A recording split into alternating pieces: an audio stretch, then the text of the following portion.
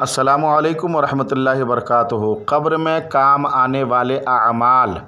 आज हम आपको बताने वाले हैं कि कौन कौन से ऐसे अमाल हैं, यानी कौन ऐसे काम हैं कि जो मरने के बाद भी आपको काम आएंगे। हज़रात, कुछ चीज़ें ऐसी भी होती हैं कि जब तक आप ज़िंदा रहेंगे तब भी आपको उसका सवाब मिलेगा, और अगर आप इंतकाल कर गए तो मरने के बाद भी उसका सवाब आपको मिलता रहेगा। आइए चंद चीज़ें हम आपको बता देते हैं। नंबर 1, किसी को इल्म सिखाया हो।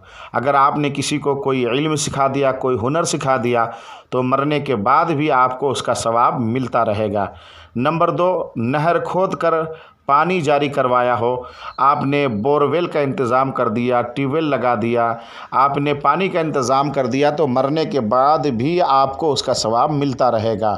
इसी तरीके से आपने पानी का कुआं लगवा दिया, तब भी आपको इसका सवाब मिलता रहेगा। आपने कोई दरख्त लगाया हो कि जिस दरख्त के साए में मुसाफिर बैठ जाते हैं, आराम करते हैं, तो उसका सवाब भी आपको मरने के बाद मिलता रहेगा। इसी तरीके से अगर आपने मस्जिद बनवाई हो या मदरसे बनवा दिए हों, तो उसका सवाब भी आपको मरने के बाद मिलता रहेगा। इसी तरह कुरान मजीद को अपने पीछे छोड़ गया हो, यानी आपने कुरान शरीफ जो है ख़रीद कर मस्जिद में, मदरसे में वक्फ़ कर दिया और बच्चे उससे पढ़ते हैं, तो इंशाअल्लाहुल अज़ीज़ उसका सवाब भी आपको मिलता रहेगा। इसी तरह अगर आपने हदीस की किताबें या दीन की किताबें ख़रीद कर मस्जिद और मदरसे में वक्फ़ कर दिया, तो उसका सवाब भी आपको मिलता रहेगा।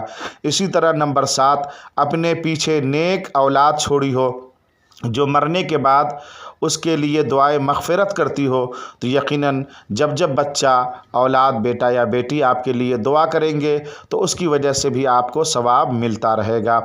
हज़रात मोहतरम, ये ज़िंदगी है, आपको चाहिए कि मरने से पहले पहले कुछ ऐसे काम कर जाइए कि मरने के बाद भी उसका सवाब आपको मिलता रहे।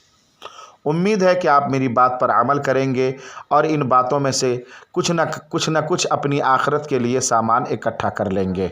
अगर आपने अभी तक मेरे चैनल हामिद रज़ा निशात ऑफिशियल को सब्सक्राइब नहीं किया है, तो कर लीजिए ताकि हमारे वीडियोस आप तक पहुंचते रहें।